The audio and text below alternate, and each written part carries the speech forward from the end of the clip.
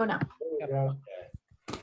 Hello, everyone. Today is April 22nd, and we're going to do something a little bit different today. I'm going to announce what our topic for this week and for the next few weeks is going to be. I'm pretty excited about this because, mindset, breakthrough, transforming yourself, all those things are probably the most important thing, quite frankly, in your journey of life, relationships, and business.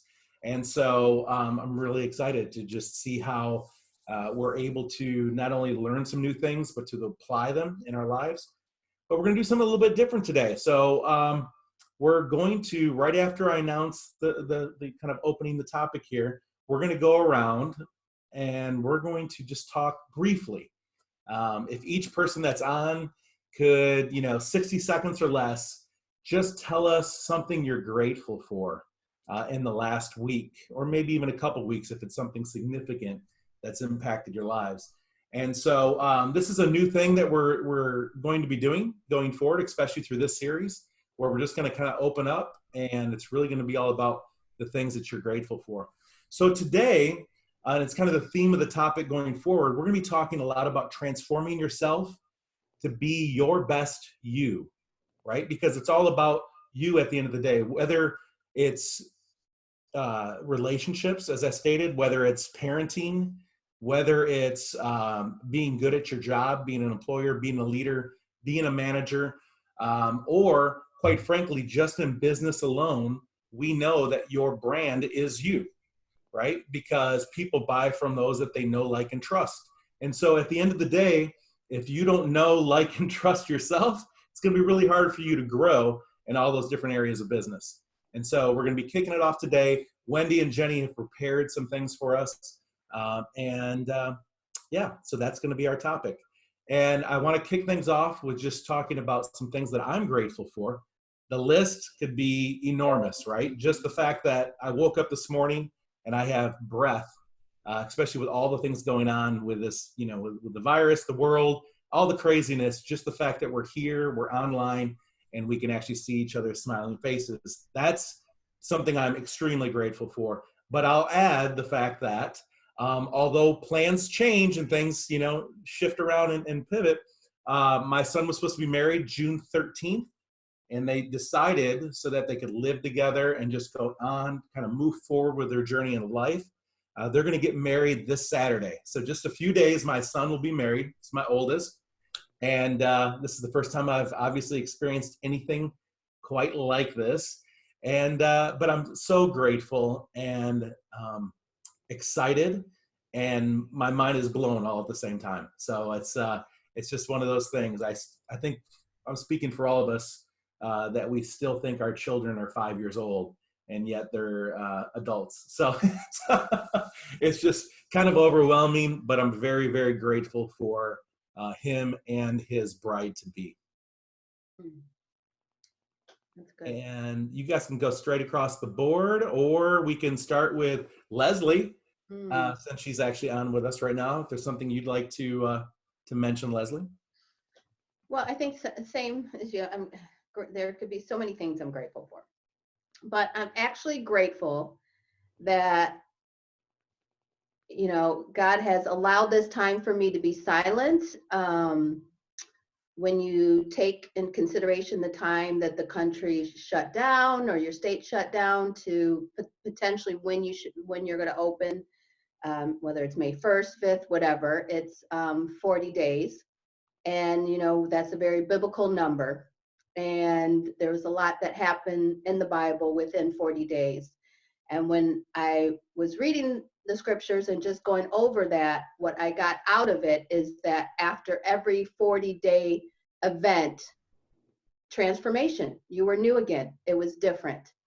And I'm hoping, yes, to Wendy's point, am I on the side of the protesters right now? No, because we're not done yet with the call to action. Let's finish the call, then see what happens. And so I'm grateful that God has given me that spirit of no fear and just trusting in him, that he knows that he's bigger than this virus, and whatever happens, whether I get it, not get it, You know, I'm an essential worker. I work for the largest food bank here. So we call her Gretchen, but our governor had called my CEO and she wants all of us tested by Friday. So I will be tested. Now, you know, whether I have it or I don't have it, you know, I will find out. But I know that, like I said, God is bigger than the virus. And if it is my journey to walk through that virus, then that's what I'll do. If it's not, then I won't be positive. But that's what I'm grateful for, that he allowed, that he prepared me before this happened, that the isolation is not something that I fear or I'm bothered by right now. Wow, that's good. So quite frankly, you have peace through all of this. And that's really all about the 40 days leading into transformation. Yeah, and to the point, we're all from somewhere different. I mean, we've even got, you know, Jenny's from Australia. So we're all experiencing this differently geographically in our areas. And so absolutely to just be mindful of the fact that, and I'm just going to say this as a precursor, that we should all just be careful, period, you know, going forward. This is really, I've learned a lot about the fact that, you know what, I've got to be cautious with my surroundings. And yeah, I never once thought about washing my hands every time I go to the grocery store, but I'm going to do it probably now for many, many years to come. So, Absolutely. So anyway. When you think about it, we needed a lesson 101 on cleanliness, clearly, because of all the things that we do in our life that is not, you know, you don't think about it, you don't think it's dirty, you don't think, but you know, it is quite, you know. Clearly, and I just found out that toilet paper has a 10-year shelf life. So when things get back to normal, everyone start stocking up. Start stocking up, exactly. And then he also, you know, put, you know, this whole new adventure in my heart that, you know, I hopefully will be sharing with you guys in the future. So, you know, I love it. And good. We actually did a whole series on, you know, the podcasting. We'll make sure that you get more information, of course, on that, and you and I will be talking. But I think that you opening up your business in that fashion, it's going to be huge, right? Yeah. So I'm very excited to see what happens there. So thank you for joining us today. Let's start just, again, on my screen, it's probably different, but Wendy, we'll start with you and just kind of shift right across. So I'm very grateful for everything that's happened. I will admit that when it first all came about, it was scary, but I have had the good luck, good fortune to be able to get unemployment and get the extra unemployment from the government. So that has taken a financial load off of me right now. So I've been able to use this time to focus on getting my business started, which takes me to what I'm really, really grateful for is the fact that about 2 weeks ago, I came upon this clear your abundance blocks. And I've heard about abundance before and blocks and so on and so forth. But I've just always thought, oh, it's not going to work for me, whatever. So I thought, well, this time I'm going to be more open to it. So I went through and I cleared all of my abundance blocks, and everybody that was on, you know, that was experiencing it, the testimonials and stuff were like, oh, the next day, you know, I got this money in the mail and I got, you know, this happened to me and that happened to me. And it happened to me. I got a $300 check in the mail the next day that I wasn't planning on getting. And I got the opportunity to go to an event where I got to network with a whole bunch of people that I didn't know, never heard of, and from all different areas. And so I feel like that was kind of something that was good for me. And then Rob turned me on to, well, he turned me on to that too, but he turned me on to another thing with Ray Perez, and it was a branding event. And Ray typically charges, for the 2-day event, it's like $750, and for the implementation part of it, it's like $3,500 or more. And we were able to get the whole thing for like $250. Mm-hmm. And so I did that, and I took some massive action. and I feel like I'm kind of on the road now to having everything just really work out for me. And then lo and behold, yesterday, and I got another $1,000 I wasn't planning on getting last week. And then yesterday, I was on that same networking event with Rob, and I won a multi-$1,000 branding package. Yeah. 3 months of coaching, and just basically, I think whatever I need to it kind was of. pretty amazing. That was probably the biggest giveaway I've ever seen. And so when they actually said it was 3 full months of actually launching your business, that's a very, very, very nice giveaway. In addition to that, just so much to be grateful for, and all because you decided to accept this transformation of abundance, right? So it's awesome. So I'm here to tell you it works. You just have to believe. I believe it's going to happen for each and every person on the call today. So today they gave away a 3-day all expense paid except for air flight African safari. So yeah, that was really cool. I didn't win that, but that's okay. I'm happy with what I got. So. How many people would love to go on an all paid, other than the flight, of course, like you said, but to go to a resort and actually go on an African safari? Anybody? Because that's actually on my list. I mean, we've done a lot of things, but I would love to go to Africa and go on a safari. Awesome. Very good. Who do I have next on my screen? It's Roy. So. Well, I have a dear friend of mine I've known for probably 35 years. And his last couple of years, he's had a lot of medical issues. He's been in and out of the hospital for months at a time. And he had 2 surgeries on his legs to try to improve his circulation. And I found out that they amputated part of his leg. And it was really kind of touch and go. But so far, he's doing well. He's still in ICU. They're thinking they're going to be able to get him out of ICU probably at the end of this week and take him to a rehab facility. His recovery, not only from the surgery, but his health in general is starting to improve. He's got a long way to go, but I'm really happy for him and his family that even though he lost part of his leg, it looks like he's going to be okay. So I'm really grateful for that because he's a really good friend of mine. Wow, what a blessing. Yes, absolutely, Roy. The little things we take for granted. I mean, I'm just saying day to day, we don't realize what could happen to us, what situation we could be placed in. So true. I got Lorianne up next. Hi.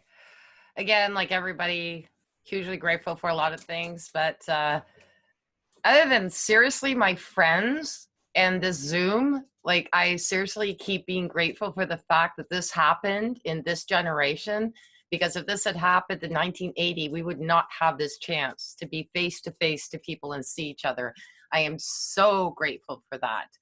And I'm also grateful for the fact that I was offered to go back to work on Monday. I had severe anxieties and dreams, and unfortunately I get nervous about my dreams because I don't know if anyone believes this, but Joseph had them. I have premonitory dreams, and there was just something saying it wasn't the right time. So I called my company and I said, take in the next person, because they offered it to me next, because there's a 3-tier. I said, take the young man in. He's only 27. He can probably handle this COVID better than I can.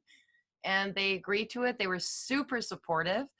And so I've got another month. And, as Wendy was saying, absolutely, I think I have to point that way because everything's backwards on here. But I am grateful for this time as well, though, because it has helped me excel in the areas that I want to, just like Robert. Like, I can't tell you, last night, I mean, I'm like 5 chapters into the book, just like boo, boo, boo, boo, boo, boo, boo, boo. And I feel so relaxed. I don't want to take too long here, but I feel so relaxed that I have another month, because it's going to be May, obviously the end of May, before I'm going to go back to work. But it's going to give me that time that I knew I still needed. The calmness, And I just feel like, you know what, that was the best, you know, what do they say? Take a pill. Yeah, that was the best pill ever, was to call my peoples and say, I'm not ready to come in yet. So I'm very grateful for that. Absolutely. And I'm grateful for all of you guys, seriously, because I know whenever I'm feeling spiraling down, that's what I put a picture up on. I know that I can pick one of you guys and you spiral me back up again. That's really important, because there are moments, you know, because you're isolated, you're not around people. So it's really nice to have that here. So thank you. No, that's true. And I'm sure that the young gentleman that you allowed to go back to work, he's grateful as well, just for that opportunity. Now, I will tell you, next time we get on a call, Lorianne, if you're wearing a coat of many colors, then I know that the prophecy is starting to take hold. But I'll do that now. yeah. So Actually, Jenny, I had a dream of that. It was a hat that was knitted with all these different colors on it. It was really actually interesting. I have really bizarre dreams. I write them in my dream book, and some of them I read back in 1988 and I don't even remember. I'm going, who was that person that I'm supposed to know? Oh, I don't want to read anything from 1988. But no, absolutely. So Jenny, we're going to let you go next. And are you going to be kicking this off, or is Wendy initially? Do you have something you want to kick it off with? Because if you are, I was just going to say, please tell us what you're grateful for, and then you can just go right into the content. Yeah, Wendy's gonna put up the presentation. All right, then. so Wendy, that'll be your cue. All right. I'll just go, and then I'll let Wendy bring the presentation up. So I'm actually really grateful for these times, because basically all the busyness has subsided, and there's nothing, you know, else we really need to do, or where we need to go, or where we need to be.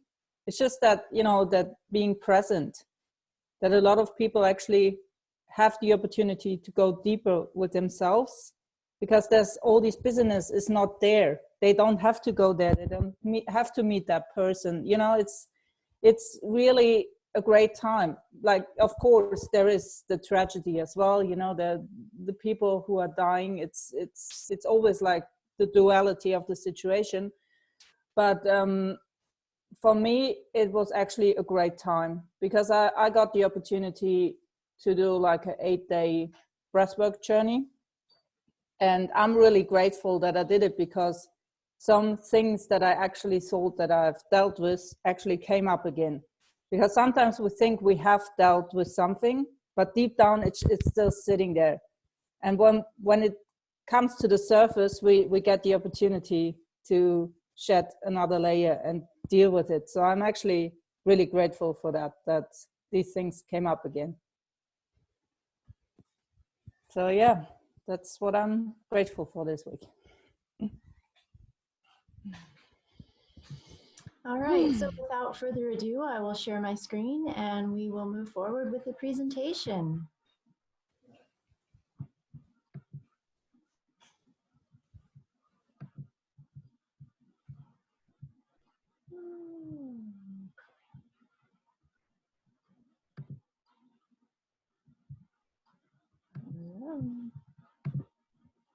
Okay.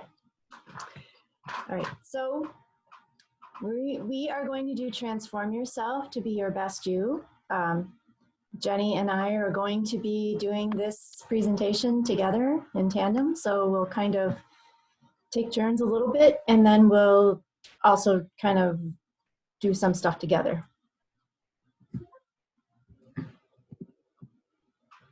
Take it away, Jenny. We'll have you introduce yourself first. Yeah, so I'm just going to introduce myself quickly. So my name is Jenny Kautz. I'm from Brisbane, Australia. I'm originally from Germany. I've been living here for 7 years now. I'm a qualified NLP master practitioner and also practitioner of hypnotherapy and NLP life coach.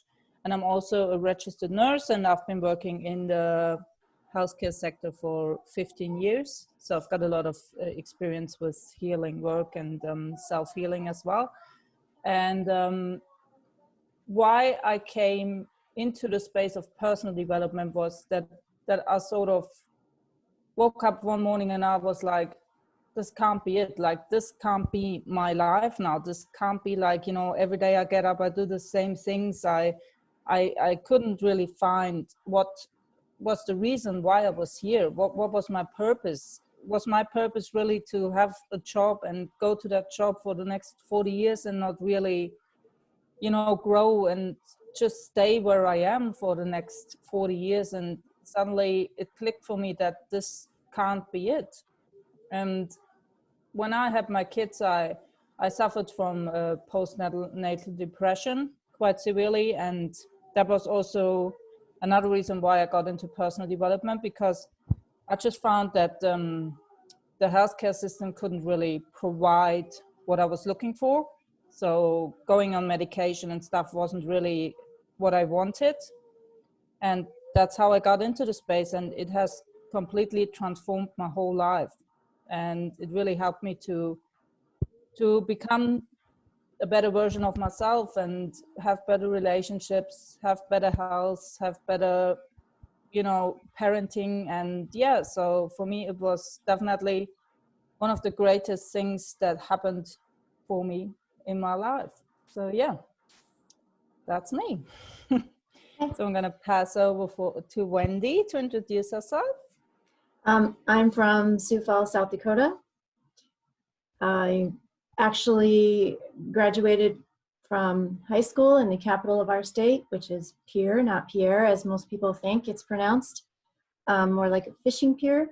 Anyway, I then, my now ex-husband, he kind of took me away at that time, and so we lived up and down the East Coast for the next 17 years. And finally in 2005, we decided that we should probably bring our kids back so that they could have more fulfilling relationships with their grandparents. So we moved back to our home state and been here ever since. I've never lived anywhere other than when I was my formative years, as long as I have now lived back where I'm at.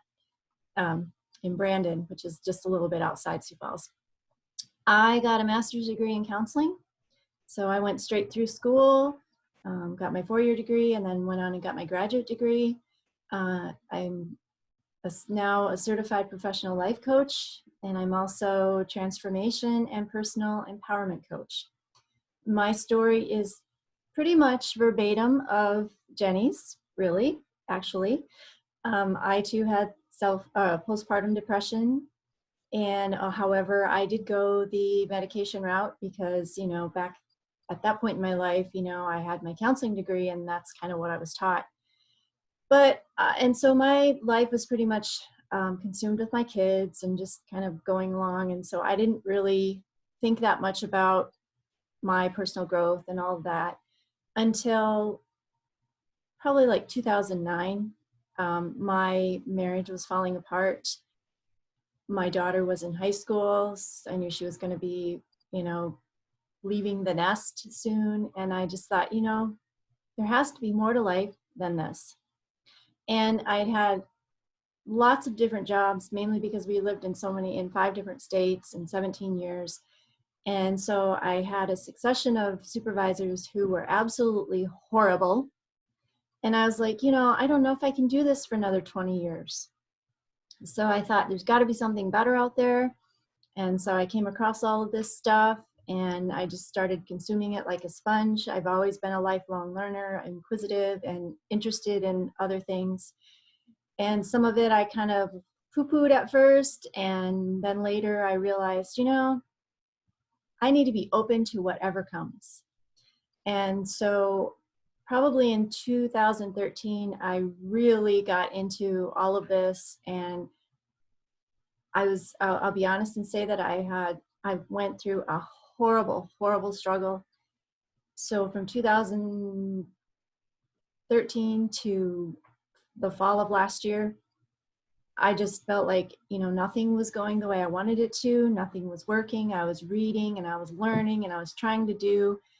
And finally, I took this breakthrough course and God just gave me an epiphany and he's like, this is what you need to do. And ever since then, he's pretty much laid out the path for me to do it. And so that kind of brings us to this point. And so my passion now is to help other people, particularly probably women, around, you know, my age, anywhere between 40 and 70, maybe a little younger, not have to go through the struggles that I have gone through. So that's really what my goal is. My motto's kind of become, I would like to leave people better than I found them. So that's kind of me in a nutshell. But everything that Jenny said is all stuff that I have experienced as well. So with that, we'll move on to the next slide. So tonight we are we're just giving you kind of a taste of what's to come. But tonight we'll talk about the definition of personal development and personal empowerment. We'll talk about the benefits of doing these things, the different types of things you can do that qualify as personal development or empowerment. And then we'll talk about what we're going to do in the coming weeks ahead.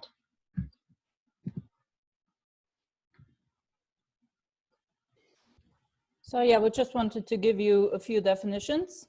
So personal development is basically the process of improving awareness and identity, developing talents and potential to contribute to the realization of dreams and aspirations.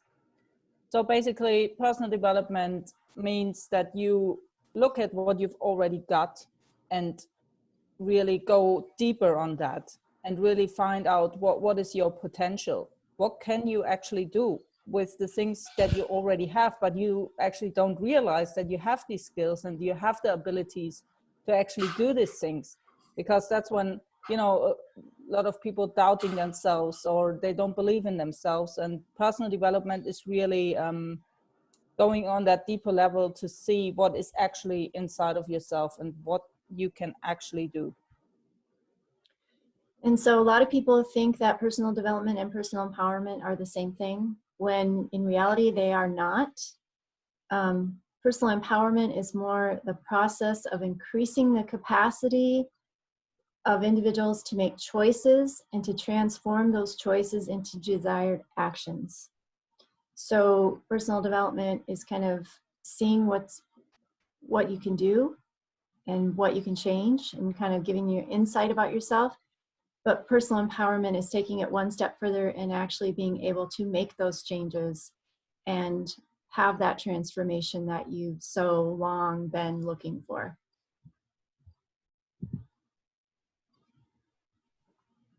Yeah. And actually, I just wanted to say about going from personal development to personal empowerment really changed everything for me, because I was like always like reading the books, watching the things, but I sucked up all the knowledge in my head, but I couldn't like really translate it into action.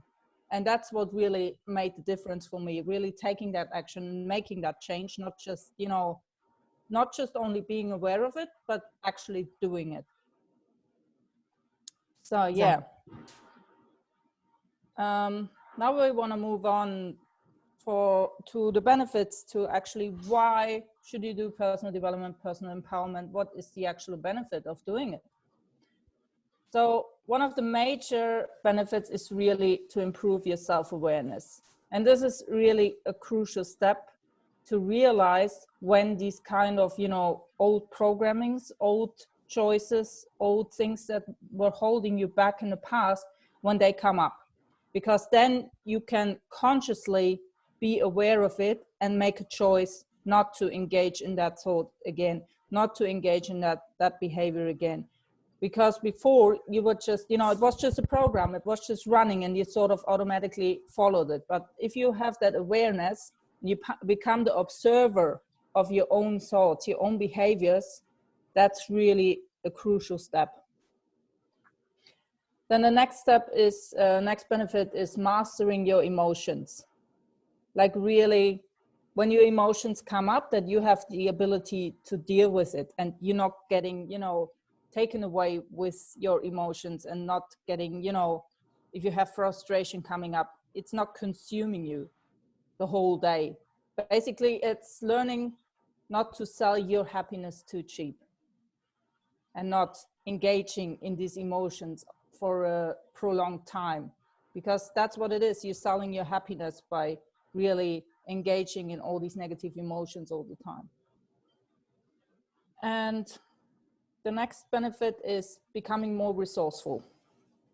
And I find a lot of people who are like engaging in negative emotions, and like that was myself when I was depressed. I was in an unresourceful state. I didn't know how to actually reach my goals. I didn't have all the resources. I had the resources, but I couldn't, do it. I couldn't find out what I needed to do. And this is really a benefit to becoming more resourceful, to think, oh, I am here now, but I have options. I have always options to change things around. Whereas before I thought I didn't have any options. That's just the way it is, and I can't change anything. So being able to kind of bring yourself out of the poverty mindset. And when I say poverty, I don't just mean not having money. Poverty, That's right. Poverty mindset is living in a state of lack, living in a state of unforgiveness, living in a state of anger, living in a state of victimhood, poor, pitiful me, everything bad always happens to me. Why, I'm unlucky, I can't get this, I can't get that, I can't do this, I can't do that, I can't be this, I can't be that, I can't have this, I can't have that. And so, once you realize that there's a better way and you get rid of all those things, your whole life changes. Yeah, and it's I really like that story that you told about your abundance mindset, because actually the only thing that it is really changing your focus. You are changing your focus on abundance. You are changing your focus on, it is possible for me. I can actually, make a lot of money. It is actually possible. It's just really that shifting that focus, instead of focusing on the lack, focusing on, oh, I can't do it, focusing on, I will never have it. Because the more you focus on it, the more of these thoughts and things you are attracting. Mm-hmm. So you want to keep going, Wendy? Sure. So spiritual development, it's whatever that is to you. It could be the universe, could be a higher calling, could be God, could be Allah, whatever that is to you. It just helps you realize that there's something more out there that's influencing you. Source, sometimes people call it source. So just realize there's something outside of you that can have a bigger impact, whatever label you put on it. Improving your finances. When I talked about earlier today, out of the blue, I suddenly got, $1,300 unexpected dollars that came my way. And yeah, that's amazing. And that blew my mind because it was like, that's never going to happen to me. But when you change your mindset, you will change your life. I think it helps you develop time management skills, because you just realize that you are in control of your life. You can schedule things.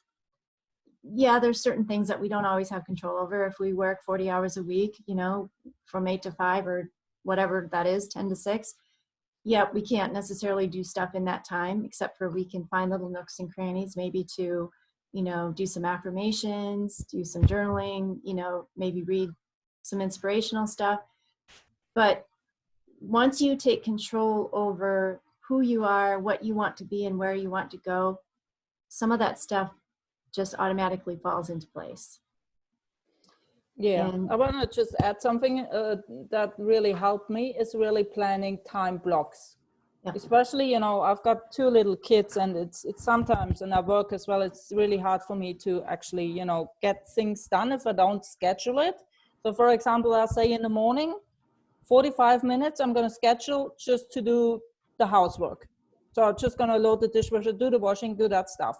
Then I'm going to, in the afternoon, schedule 45 minutes where I actually work on my business and do things like that. I just find a time where it's less busy with the kids, or where William at school, and where I can find that time. And that really helped me, because I have a plan. I know exactly what I need to do in these 45 minutes, and there's no distractions, there's no excuses. The 45 minutes are scheduled and it needs to be done, and I just see it basically as part of my job. because when I'm at work, I know I need to do this. There's no other thing. I can't, just say I'm not doing it. So I sort of adapted that mindset that this is part of my job, and the 45 minutes are there, and I'm going to do it in these 45 minutes. And, so, yeah. And the other thing that goes along with that is batching things. Especially if you're working at home, instead of, saying, okay, I'm going to spend a half an hour writing a chapter for my book, and then the next half hour you're going to spend 20 minutes doing the dishes, or whatever, and then you like, okay, I'm going to do another half hour on editing my book, proofreading it, whatever. Instead of doing things like that, batch your chores together. So yes, sometimes you need a break. I'm not saying that, you should write for 3 hours and edit and all of that stuff, but kind of doing like different things that you would need to do at your computer at the same time, and then maybe doing some household chores at the same time, instead of constantly trying to switch back and forth between things that require your mind and things that require your, physical movements, because it takes your brain time to switch back and forth from one mode to another. So you're actually wasting time trying to get back in the mode of what you were doing before. So let's see, improve ability to learn faster. Once you get control of your emotions and your thoughts, it seems to be easier to just do more and learn more, and you have more of a desire to do things that will help you improve or continue your improvement along the way. So Jenny, did you have anything more you wanted to add to that? Or? Yeah, actually, like meditation really helped me a lot with that, just quieting your mind. And when you've been doing it for a while, then it's just your natural state. You naturally don't have as many thoughts in your head than as before, and that actually also helps you getting into that flow state where you just find it easier to retain things and learn new information. And obviously taking breaks, like you said, it's really important. Actually say like every half an hour you should actually just get up from your chair. If you're sitting in the office, just do some stretches, have some water, and just really calm your brain down for a few minutes and then go back to work. So ability to retain more, that's right. And then the next one, increasing your confidence. So that was one of the major points for me for doing personal development, because I had really low self-esteem, low confidence, also coming from my childhood, the old programming. And so that really helped me to accepting myself and the way I am, and that I don't have to be perfect. That was a major thing for me as well, because I really was like a perfectionist. I always wanted to do things perfectly. I didn't want to make mistakes, and that held me back with my confidence as well, because I thought, oh, if I don't do it perfectly, I'm not, happy with the way I'm doing it. And as soon as you can let that go, that you actually don't have to do it perfectly, and it's natural to make mistakes, and you actually need to make mistakes in order to learn. And that really helped me with confidence. Want to add something to that, Wendy? No, I think you covered that pretty well. Awesome. So it can also help improve your relationships. The thing that I found is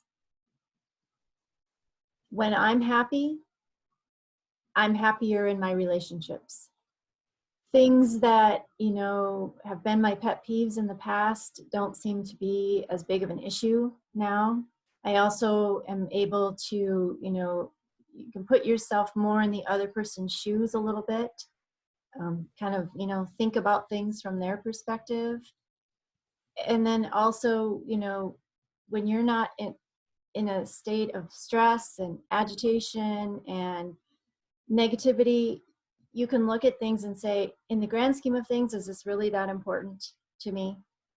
You know, is it so important to me that I have to be right, or that it has to be my way? Or, you know, can we just kind of go with the flow and let things happen the way they do, and, you know, easier to put up with, you know, idiosyncrasies of the other person. And I think you also realize too that, you know, you have just as many idiosyncrasies as your romantic partner. You just don't realize it because you're, you know, you're standing in the forest, so you can't see, or you're standing in the middle of the trees, so you can't see the forest.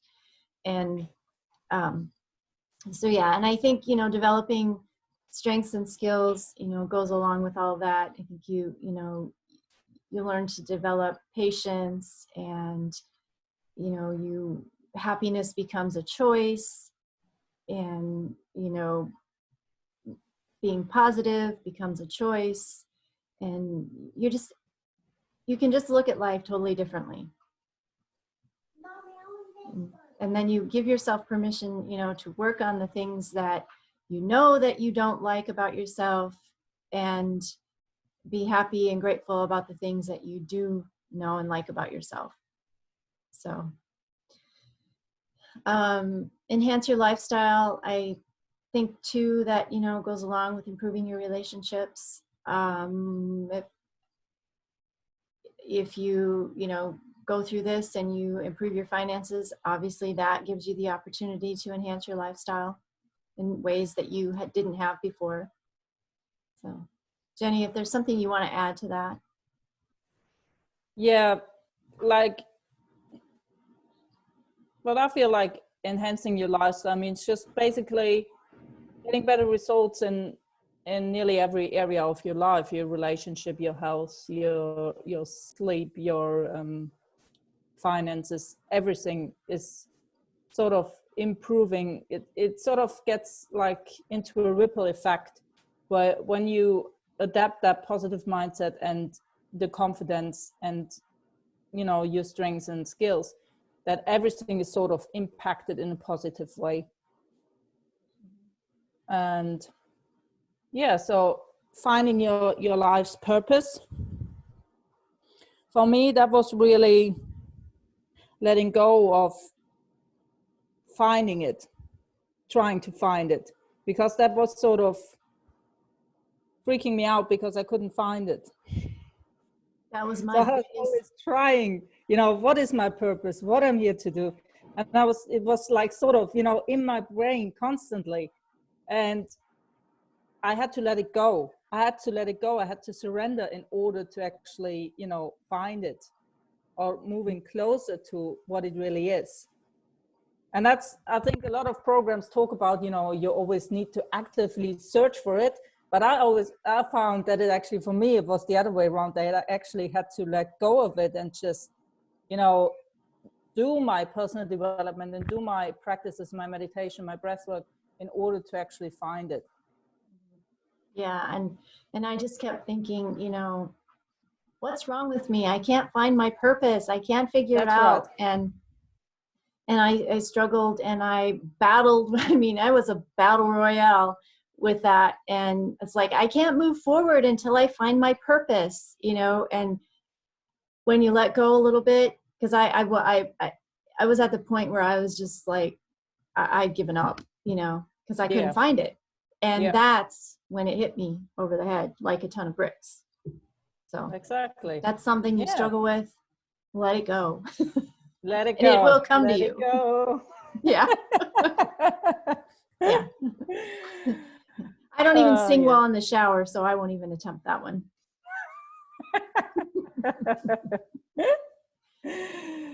And the last one, improve your ability to focus. I think that kind of goes hand in hand with improving your ability to learn faster, improving your ability to retain more. Jenny was talking about, when she started meditating and doing breath work, she was able to, you know, focus on the things that she wanted to improve upon and needed to do to move forward. So, anything more to add? No, that's all good. Okay. Can move on. And Jenny and I are doing a lot of talking, but if you guys have any questions at any point or feel like you have something, pressing or valuable to add to the conversation, please feel free to, let us know. Raise your hand or unmute yourself and go for it. Can I just say something really interesting? Is Mhm. that purpose that you were talking about, I don't think that it needs to be anything really big.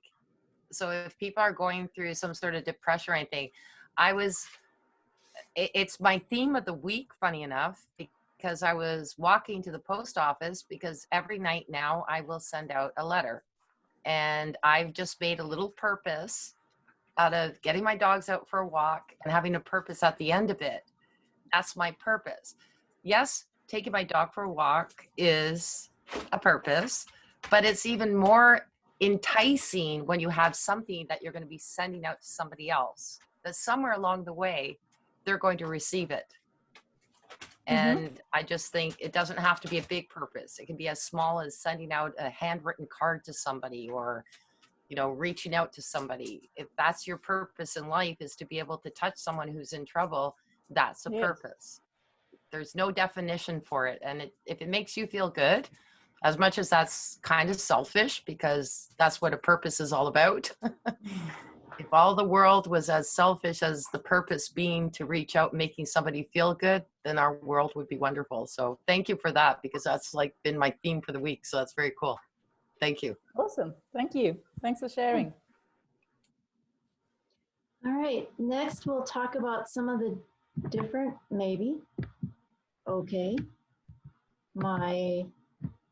there we go. I was like, no tech issues, please. We'll talk about some of the different activities that can be part of personal empowerment or transformation. Jenny, do you want to go first, or? So there are actually a lot of things you can do, a lot of activities, and not everything is for everyone. You just have to find out what's good for you, what feels good. So I really like journaling, just for the purpose of really having that self-awareness. And when I'm writing it down on paper, I actually, the thoughts are just coming in and how I really feel. I really like it to put it down on paper. And there are different things that you can do. Like the most popular one is basically the gratitude journal, where you just write down in the morning or in the evening things you are grateful for. And yeah, so we're going to discuss journaling in another week, where we really go deeper on other journaling techniques, what else you can do, to improve your self-awareness and really go deeper on your journey. Then the next one is to create a mission statement. I think one book that really states that process well is the 7 habits. The 7 Habits of Highly Effective People. Yeah, that's right. Yeah, by Stephen Covey. That's right. Yeah, and he really describes that process well. So if you're interested in creating a mission statement of basically what you're here to do or what you want to do in this lifetime, then I highly recommend that book. It's really good. And another thing is forgiveness and compassion. And that was a huge one for me, just to basically move on. If you're holding on to, hurt that other people, that caused in you, then there's no need to hold on. And a lot of people think, when I forgive oneself, can't talk. When I forgive someone, that it sort of, makes what they've done to me sort of like it didn't happen, but it's not the case, because it just really hurts you to hold on to that thing that they've done to you. And when you're able to forgive, you're basically able to move on. And it doesn't make what happened that it didn't happen, but it's still better to forgive than actually holding on to the hurt and to the anger and the sadness. So yeah. And also we can, you want to say something, Annie? Oh, go ahead and finish though. being compassionate with others was also a huge thing for me, because that one statement that really helped me is everyone just does what they're basically capable to do with the resources they have. Because sometimes people just don't know any better. They're just at that point in life, and maybe you're at another point, and that's just their own beliefs and their own programming coming in, and, you know, maybe causing a behavior that you don't like. But we can be compassionate with others, and by just thinking about, or they, you know, they don't know or any better at that point, or they don't have any other resources. So yeah, that's where the compassion really comes in. Can I just actually say, Leslie actually put in the chat that she actually has a purpose statement. I would love to hear what that is. If Leslie, you want to share, would you be interested in sharing, Leslie? Oh, I'm sorry, I was writing it. Yeah, no, I don't care. Yeah, so, and I agree, mission statement, for me, my purpose statement is what I read to myself every morning. I have it here in my office, and it just sets the directions and sometimes my decisions based on it. But basically my purpose statement is, as I say to myself, I'm a change agent, a promoter of togetherness, and I infuse a feeling of common identity and purpose for the kingdom of God. Beautiful. I love it. Very nice. So, Thank you. I wanted to touch on forgiveness also. I have the perfect example for me is I was in a very difficult marriage for 20 years. I was very verbally and emotionally beaten down. And I didn't even know who I was by the time all that was said and done, and I was on my own. And I realized that I could let that fester and consume me for the rest of my life, or I could forgive and let it go and be able to move forward. And when I did forgive, it was like a whole burden was just lifted off of me, and I was almost like a new person. Yeah, I mean, I still had things I had to work through and, you know, take care of. But when I really, you know, and it's not about forgiving that person. I mean, you're forgiving that person, but forgiveness is not for the other person. Forgiveness is for yourself.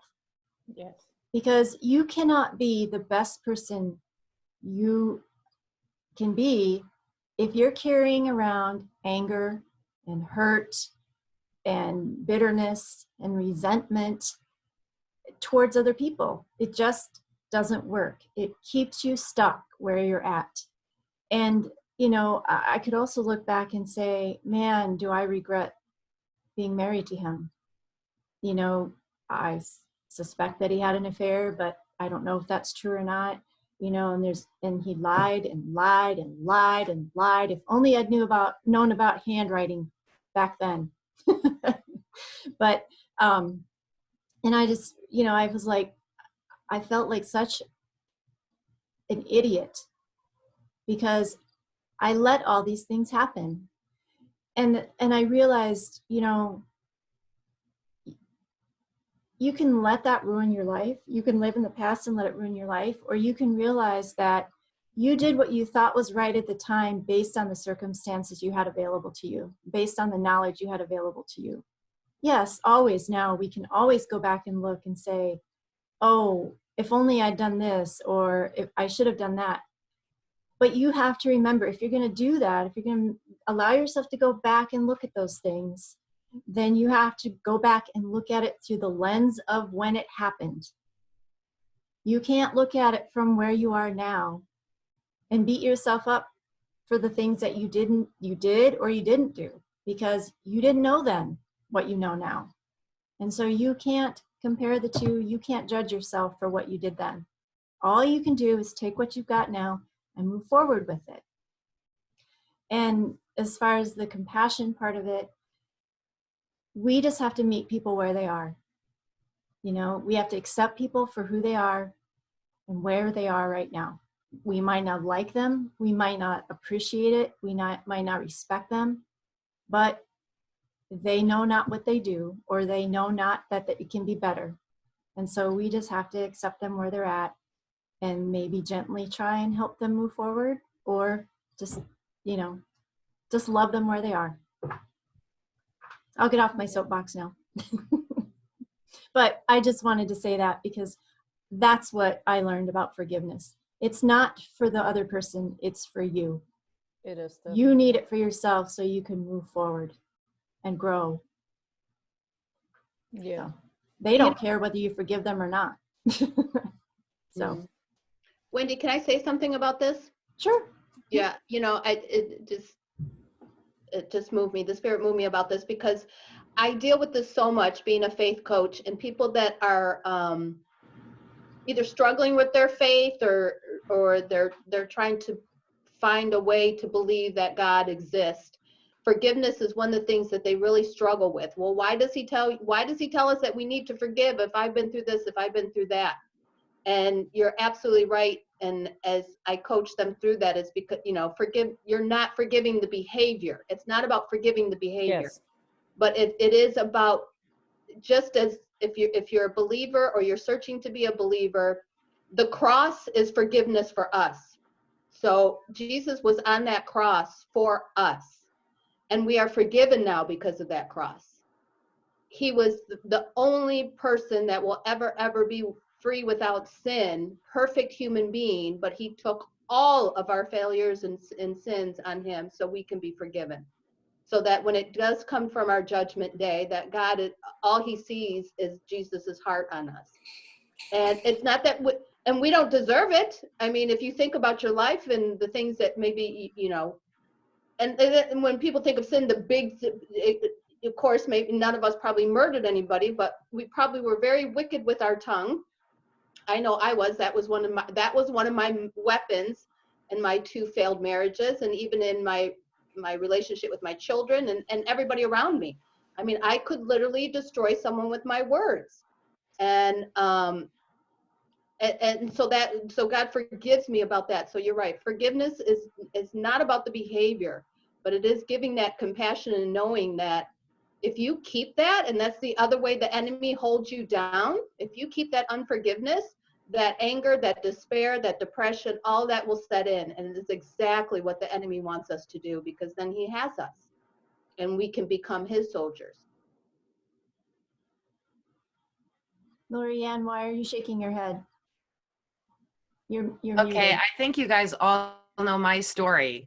I mean, it's one thing to say I'm going to forgive, and then you've got somebody who is your sister who had an affair with your husband, but beyond that, she continues to do things in the family, and I cannot protect my family. I cannot forgive the fact that she just is not understanding that please let us go, please leave us alone. Because it's not yesterday, it's not 17 years ago when she had the affair with my husband. It continues. It affects, she's still hanging out with my husband. It's affected my sons, my daughter.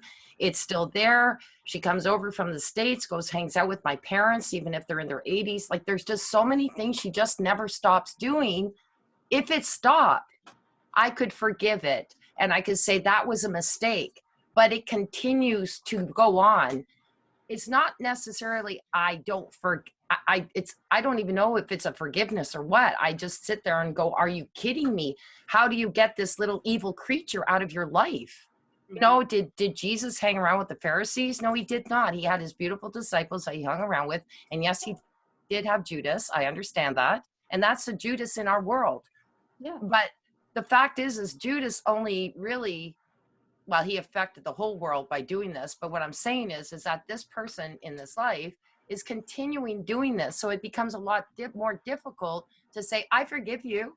I mean, if she left and disappeared, like this, his other affair that he had, that's fine. She left. I never had to see her again. I forgave her. And actually, we made amends, which was awesome.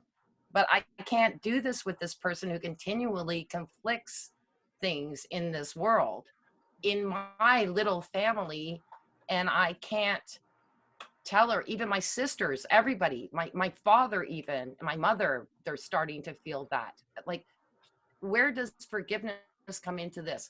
I know this is not a session where, ooh, I need, some help, but this is where forgiveness and compassion becomes very difficult when someone continues to attack your beautiful family and you have no power over it. And she, by the way, is a Bible thumping Christian. She believes that everything she does is perfectly perfect. And yet this is what kills me too, is it's like, I'm a Christian. I believe in Jesus. Then I look at my sister who, married to her pastor after she had an affair on her husband with her pastor husband. Like, all this doesn't make sense to me. And it put me out of my faith for a while because of it. Because of that, I was turned away. I came back again because I know that that's not what is of what I believe. Mm-hmm. But that's where, oh, what is this? The disciples. What are you writing, Robert, here? Yeah, I was just going to say the disciples were a bad group of characters. He hung around with prostitute, murderers, tax collectors. So Jesus loved the broken. Right. Lepers. Don't forget the lepers. Yeah. But Jesus managed to actually make them into kinder people and better people. This is what I'm saying. I tried with my sister and it did not work. It just does not. And that's what I'm saying. When is it that you have the bad pack, like a Judas, and you can't change them? How do you forgive that when you're seeing her hurt a whole bunch of people you love? I'm fine with her having hurt me. That's a done deal now. I got through that. But I don't like that it's continuing on with my children, my sisters. That's what I'm saying. How do you forgive somebody who's hurting the people that you love? Yeah. Okay, so that's where forgiveness becomes a very fine line on what is that real true definition of complete, right? That. Big breath in and that blow it out. And I do that every morning. I blow out her negativity. I pray for her, but it's just so hard. Anyway, that's my story. Right there, Lori. That's huge right there if you're praying for her. I do. Good. That's right. That's it. Yeah. That's it. That's it. I guess it all comes down to really managing your emotional state and where you set your focus, not focusing on her. Basically, I don't think it's really about forgiveness in this place because, it's still ongoing. And I think it's just, you need to you sort of manage your emotional state. And when you learn how to observe that, your mind, and you feel like you're going down that spiral of getting upset or frustrated, you're able to catch it early and just, have another focus. So that would help my children too. So when my daughter's talking to me about this frustration, if I can keep a even keel, it will help her to move forward as well. Absolutely. At least best as she can, right? Yeah. You're right. So But you know what, your daughter may be feeding off of your vibe about it. no. I haven't spoken about this lady in a long time, and she suddenly just came out because remember, my sister had an affair with her father. Mm-hmm. It doesn't have to be triggered by me. Right. I told her I'm done with this, but she's still having issues with it. Oh, sure. My sons are too. My parents, my sisters. It's like it's just an ongoing thing. Yeah. So basically, your sister has all the control. Pretty well much, and her poo-poo doesn't stink. And really, I mean, probably the only way to ever truly get it to stop is for you guys to take back control, and all of you need to come together, not in front of her, but you all need to come together and you need to agree, we're not having anything to do with her anymore because all she does is cause strife and chaos amongst us. What she does doesn't matter. No, it's what we're you actually guys working do. towards that. It took about 17 years to get there, but we're actually starting to work towards that. And you're absolutely right, Wendy. We actually all just have to come together. Yeah. And it's I mean, there. Good. I'm glad to hear that because that's the real issue, is that she knows that she has the control. And so she's going to do whatever it takes to undermine everybody just enough to keep everybody up in arms about it. and she's the center of attention. You got it. Good Or, ones. yeah. Anyway, thanks for listening. But I'm just trying to make the point of forgiveness is not always as simple as we try and make it. And this No, is but a it's- pretty big one, right? So You're right about that, but it's absolutely necessary for you, Yes. for us, not for the people that are doing whatever, but we have to forgive so that we can move on and we can move forward and we can see a better path. And it's just, Okay. and lastly, I would say to you, Lorianne, and it's not a one-time deal. I mean, you're going to have to forgive every single day. You have to choose to do it every single moment. And it sounds more like boundaries after you're done doing the forgiveness is boundaries with your sister, and that's it. She doesn't need to be in your life, or you don't need to be in hers. Yep. There's no reason why. Thank you, guys- Leslie. There's no reason. Just because you're blood doesn't mean you have to be Exactly. together. You're right. So, and I will say, I've had to re-forgive my ex many times since then, but I don't have contact with him. He does what he does, I do what I do, and I really, we have our son and we have issues with that, but texting, that's all I do with him now is text. I don't speak to him, I don't see him, nothing. Right. Yeah, I did that with my ex. That was fine. The ex, because I don't have to see the ex. There's a difference when you You don't have a have to sibling see- involved. And mommy and daddy want her there at special events because they want all 4 daughters there. It's like, it's just not easy. But I anyway, know. this is great. Thank you very much. And I will continue to do that. Even if they're not hurt, she's not hurting me, she's hurting others. I'll just have to continue to pray. Yes. Yeah. Cool. Thank Okay. you. Yeah. So, Jenny, do you want to talk about breath work? That's kind of your Yes. area of expertise. So breathwork literally changed my life. Breathwork is basically for me the next step on the ladder from meditation. So meditation is really good, but what breathwork does for me, it instantly brings me back into that present moment. So when I feel like my mind is scattered a little bit, I'll do the breathwork and it instantly anchors me in that present moment, and it gives me the ability to focus. And it's also a physical release of negative emotion, because sometimes these negative emotions really sort of get stuck in our body, if you want to describe it that way. And we really need sort of, a physical release. That's why, exercise is good, or dancing, or these kind of movements, because we really need to release all these, heavy stuff. And breath work is really, really an awesome way to actually do that. So if you have never done breath work, there's like one guy who's really good. His name is Wim Hof. You've probably heard about him. He's like called the Iceman. Has anyone heard about Wim Hof? He's really good. So he really talks about, the benefits of breath work and also of cold. So he does like cold showers and cold ice baths and, swimming in the cold sea and stuff like that. So he's really into that. But he's got a really good technique for breathwork. So if you want to check it out, you can find it on YouTube. And there's another guy, and he does Soma breathwork. He's also really good.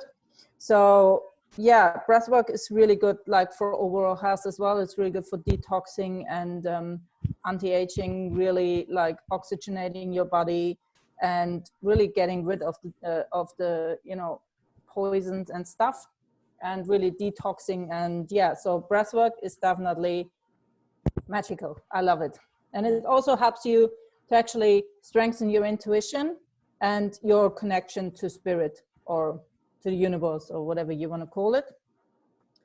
And yeah, it's amazing. I absolutely love it.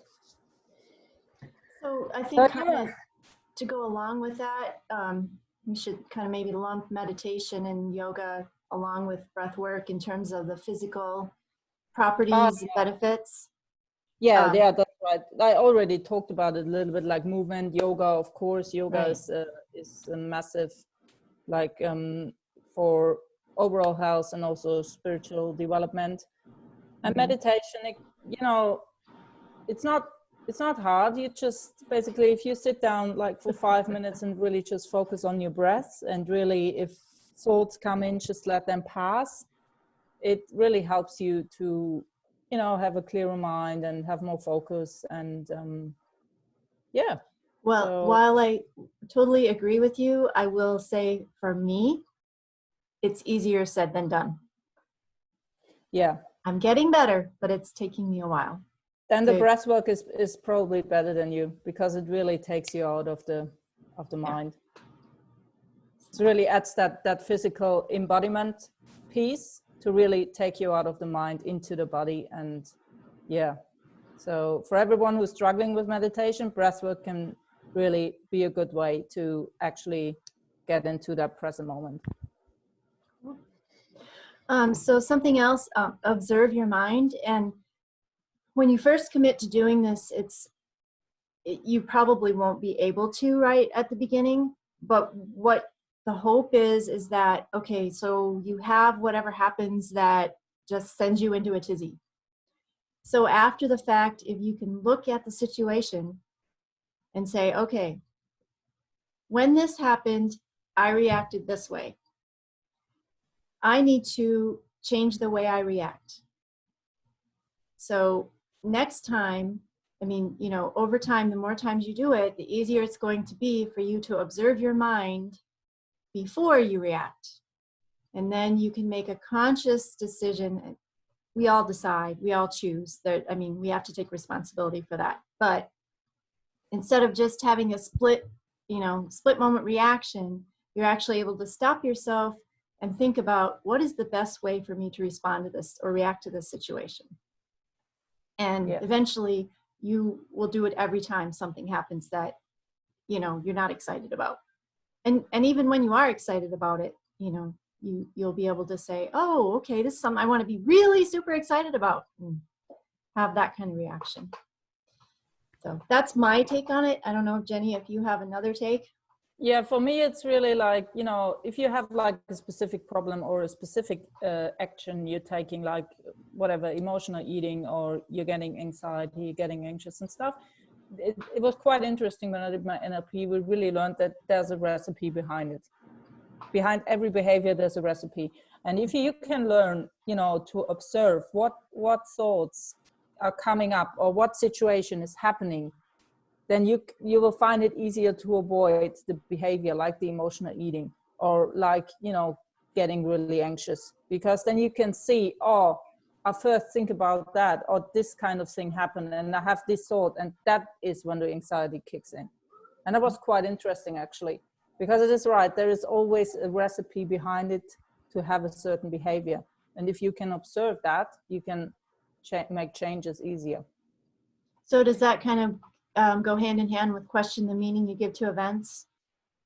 Oh, no, that's actually different. That's actually something very important, that we have always a choice about what meaning we give to a situation. Like, for example, I'll sit here and there's two people sitting over there talking and looking at me, and then talking again. I can give the meaning that they're talking about me or they're making fun of me, but maybe they don't. I don't know. And that's a lot of things like this can happen in our life. For example, I text someone and he looks at it. I see the blue thing at WhatsApp and he doesn't reply. I can give a meaning to that and saying, hey, he doesn't want to talk to me, but maybe he's just busy at work. So it's always about the meaning we give to things, because our mind is quickly to judge into a negative emotion, saying, oh, he doesn't want to talk to me. Or, you know, she said that about me, that means this about me. But nothing someone else says means anything about you. It's just you decide that it means that about you. If someone says something and you say, oh, that means that I'm a failure, or that means that I didn't perform well. But maybe it doesn't mean that. Maybe it's not what the person meant. It's just you decided to give yourself that meaning. And yeah, so this is a really, really big thing to think about, what kind of meaning we give to things that happen in our life. Because we can always choose. We can always choose to give it a positive meaning. True. For me, one of the big things that I was like an aha moment, and one of the biggest changes or things I saw was that once you become self-aware and you start working on personal development and and empowerment, you realize that you are responsible for your actions. Nobody else is. You choose how you're going to, what you're going to say, how you're going to act, what you're going to think. Nobody makes you do or say anything. You decide all on your own how you're going to respond to what people say and do. And you got to take responsibility for it. Whatever the consequences, it's your choice on how you respond. So. And there's actually a model, it's called cause and effect, and I'm gonna go deeper on that in another session. But it's basically puts you in a position where you take responsible for your own action. You are not a victim anymore, because actually when you take responsibility for your actions, you suddenly have choices. Whereas when you're at effect, you not have any choices, because it's always the other people's fault. It's never your fault. But when you see that it might actually be your fault, you can actually make changes. Whereas before you couldn't, because it's not your fault, you know? So yeah, it's really important that we come at, you know, be at cause for our actions and take responsibility. And yeah, Lorianne actually said we're running over time. Yes, we are. Finish that quickly. So yeah, the last point here was, really working with your subconscious mind through hypnotherapy and NLP techniques, which is basically a fast track to making changes, because the subconscious mind is actually 95% of your mind, basically, and 5% is your conscious mind.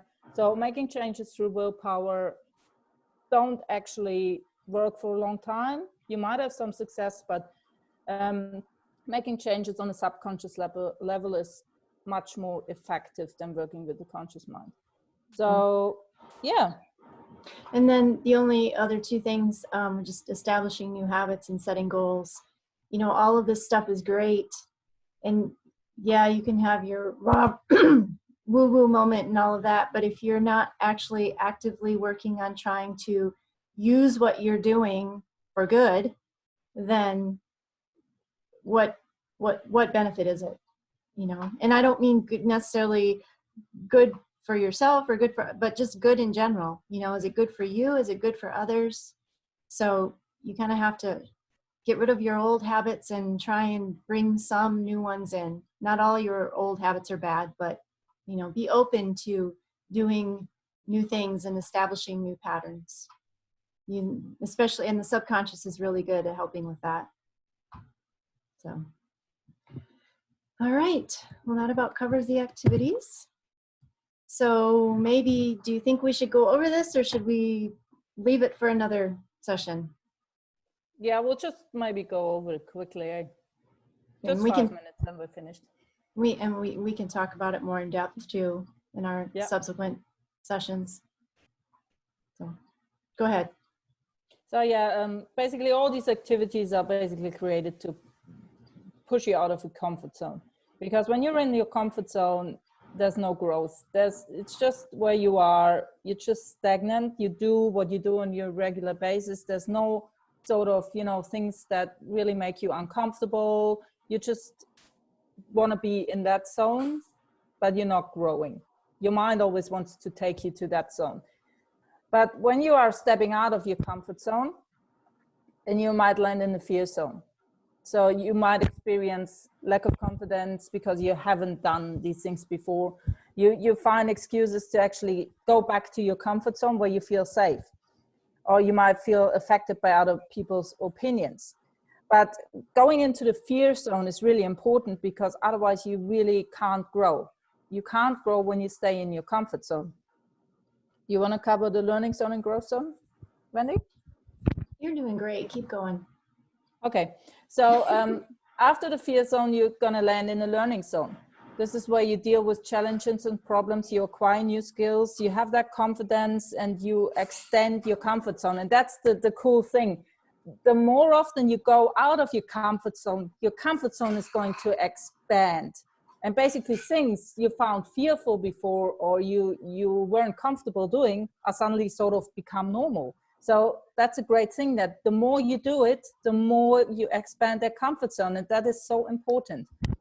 And then after the learning zone, you're going to go into the growth zone, which is where you find your purpose, live your dreams, you set the new goals, and you can conquer objectives. So you're basically feeling capable of sort of, you know, conquering everything that comes your way.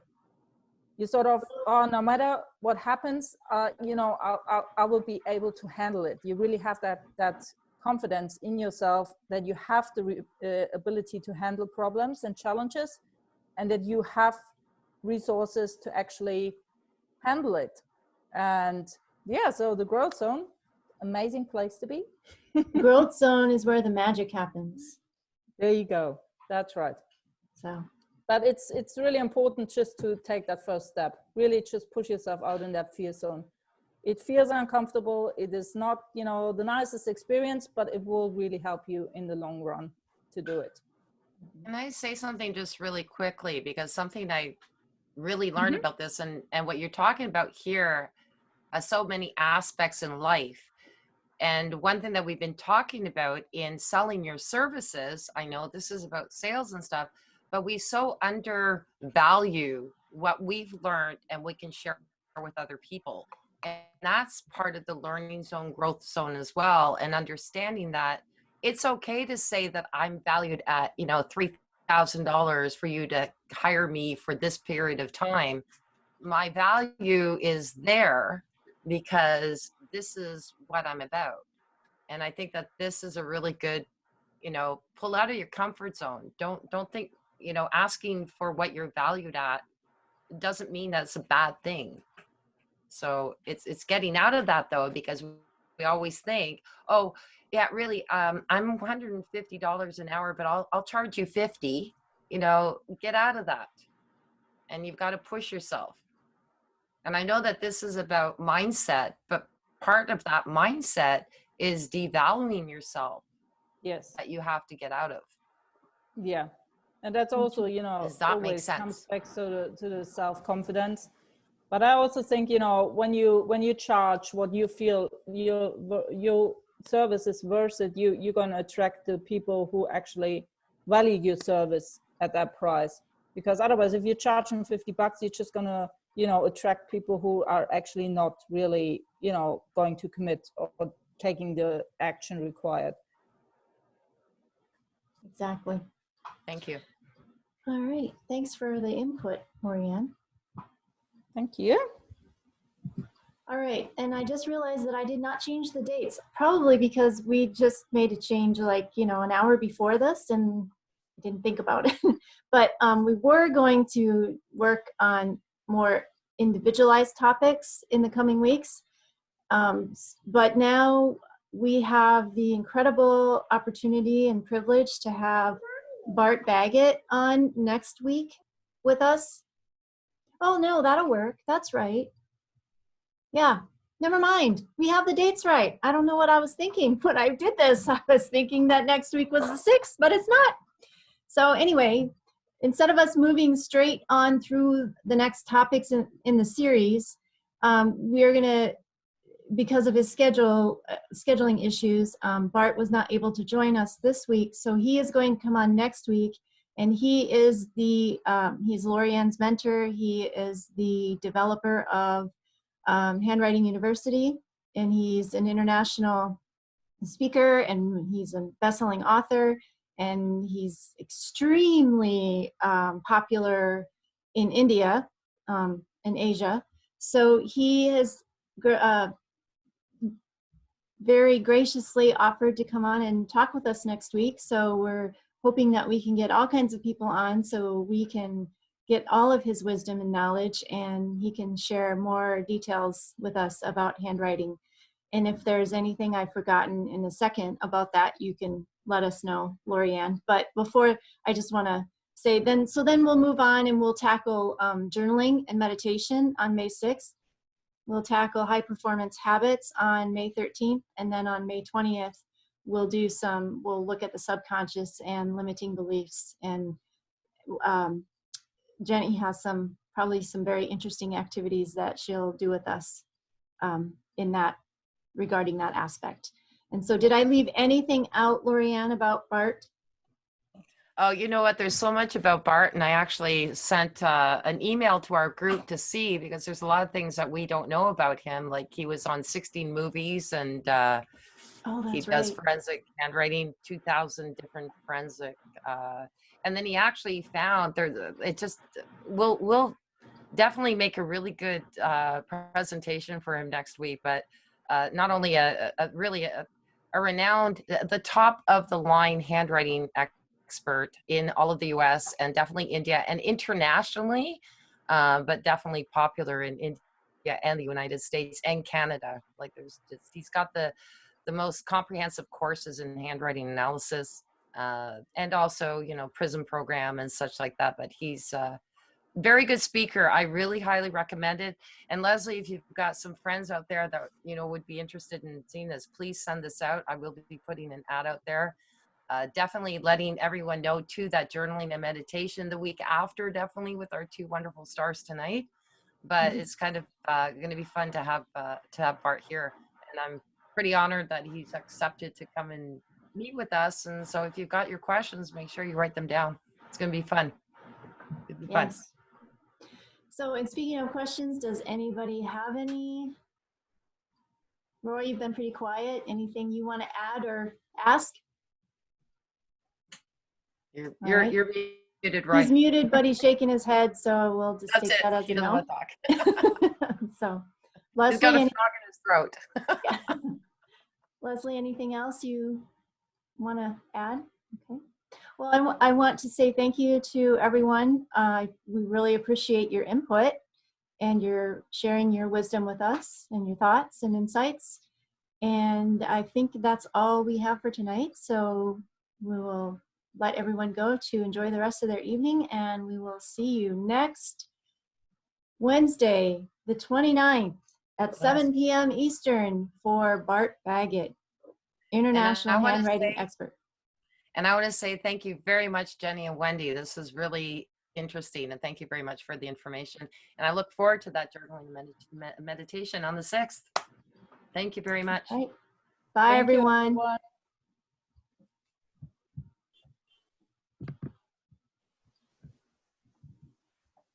Hello.